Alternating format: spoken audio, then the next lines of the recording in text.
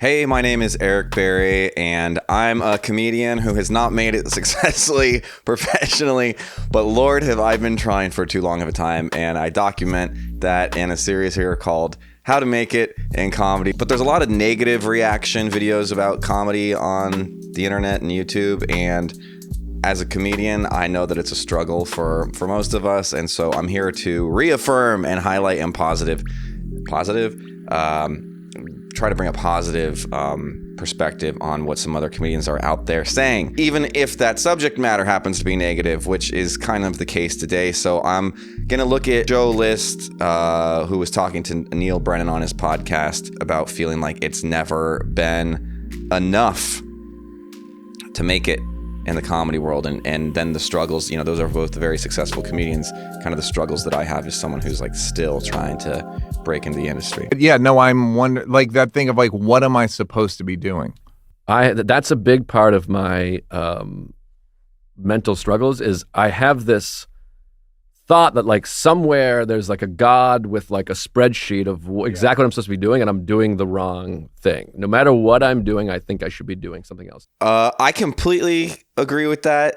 It used to be that being a comedian, the job of being a comedian, whether you were a professional or not, was to write as much as possible and then perform and perfect what you had written as much as possible. And that was the extent of it.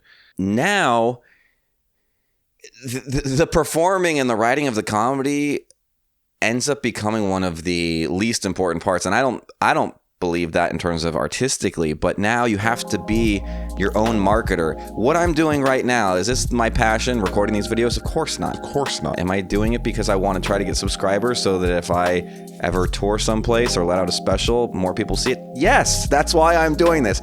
So now you have to have video equipment, you have to have your phone, you have to be recording everything, you have to know how to edit things. All of a sudden your job is to be a video editor, and then you have to be able to make your own flyers, produce your own shows.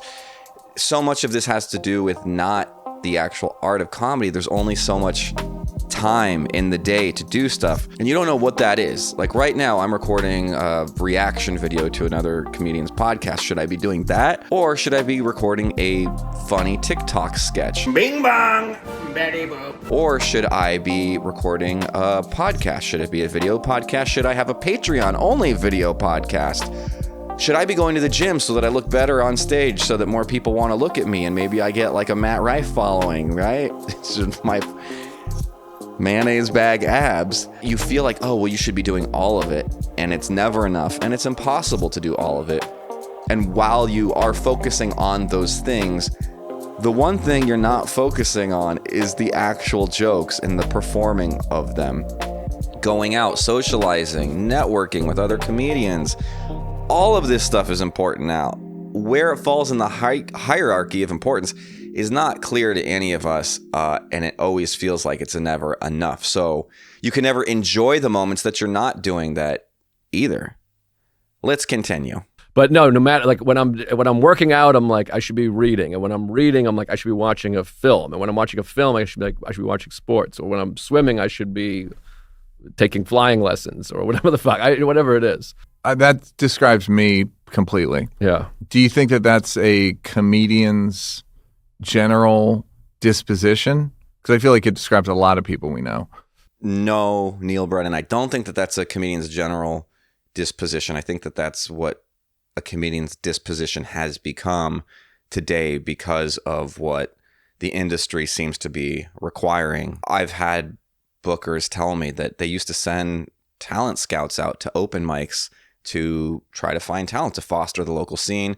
And there's not really a process for that anymore. Now it's all about what's your social media following, because they want to put butts in seats, which I understand. It's a business, but it used to be the really good comedian is what put butts in seats. Now it's someone who's making a TikTok video where they pretend to, shave their girlfriend's eyebrows while she's asleep and they didn't know it, or they put a fucking whipped cream pie in their roommate's face and they had no idea. And like, those are the people who get followings, and those are the people who get booked. And it's such like a feedback loop of crap. I don't know, like that. you're not going to get a better product as an audience member when you go to see people on stage who maybe you know from online, but they're not good practiced comedians. And comedians who want to be perfecting their art aren't going to be able to when they're not allowed to get in front of a real audience and hone that craft, right? We're all just stuck at open mics doing jokes at 1 a.m. to the 3 remaining comics in the room. And that's not a very good barometer for whether or not your stuff is funny when there's 3 people who are comedians who've seen you do that joke probably 25 other times at the 4 other open mics that you went to earlier in the night throughout the week. I think this is a comedian specific problem. Because I feel like it describes a lot of people we know. Maybe a lot of people you know, but that's who you know as comedians. And do you think that that's what we provide to the world? Meaning like we exist there pretty much all the time and people can kind of come and visit it? Right. Like that level of neuroses of like Bargatze's good at like explaining what it's like to how dumb our brains are. So one part of your brain is smart and the other part is dumb. You can trick your own brain. That's how dumb the dumb part is. Right. Like, and like, I should be, and like people experience that a little bit, whereas we occupy it all the time. Yeah, I don't know. Because, I mean, some people I hang out with and they're like, they don't have that at all. Like, I got a buddy that I'm like, he's like, oh man, I'm watching such episode of Seinfeld today. And I'm like, I can't believe you can just like at 2 p.m. put on a Seinfeld. Like, I don't watch anything during the day, even with a kid. I especially don't now. But I always felt like I need to be doing something. And this is a funny realization too I had was that like, I need to be working. I got to work to make it because everyone else is working so hard. And then I would talk to a comic who's way more successful to me. And they're like, have you watched the entire series of Breaking Bad? And I'm like, when did you do that? Yeah. And so it's just, and that I think comes from my mother. I'm shocked too. that Bill Burr can fly helicopters. I'm like, when are you flying helicopters? Yeah, that's what I mean. But people just like he has so much material, right? And like what? Everybody here comes from an ecosystem that existed before social media and got their start there. I think the pandemic really changed things. I knew people, they used to do my bar shows in Chicago, like hugely famous comedians now. People like your Josh Johnsons, Jeff Arcuri, Mateo Lane, used to do these shows I had in Chicago, just bar shows where, you know, hopefully we got paid $10, $15 maybe. And then the pandemic happened and all these people who were already doing it, had podcasts out there, had content, really blew up. And that's awesome. But I think it's changed the precedent for how one can make it now in comedy and become successful. I think Burr was already, you know, he'd already, I think, hosted SNL or was slated to before the pandemic. He was huge. So I don't think it's a fair comparison for these guys, and certainly not for people who are stuck in the open mic rut to look at Bill Burr. Yeah, I guess people are able to manage their time better, or what do you call they write that? bits quicker or something. Yeah. And by the way, you and I write more bits than almost anybody. Yeah, no, you know what I mean? Like that's the rub is like, I know you write a lot of bits. I know I write a lot of bits, and I still feel behind. Yes, I have a hard time recognizing. Well, because you can compare to other people. Yeah. This person's more successful. This person, but no, I have that. I mean, I just shot my 4th hour in like 5 years. Yeah. And I made 2 feature films in that time also. But I still feel like I'm a lazy piece of shit because I feel like those hours and films could have been better because I didn't put a full effort in. It was just good enough. You watched TV a couple times? Yeah, exactly. I watched the Seinfeld rerun, and so it's I don't know. I mean, I've heard some pushback when I've mentioned these things before from people who clearly don't do comedy. Some pushback on the internet of like, oh, you're complaining you have to work hard. No one's complaining that you have to work hard. We just want to make sure that we are working hard at the thing we want to be doing and that you want to be seeing, which is comedy. So performing it and writing it.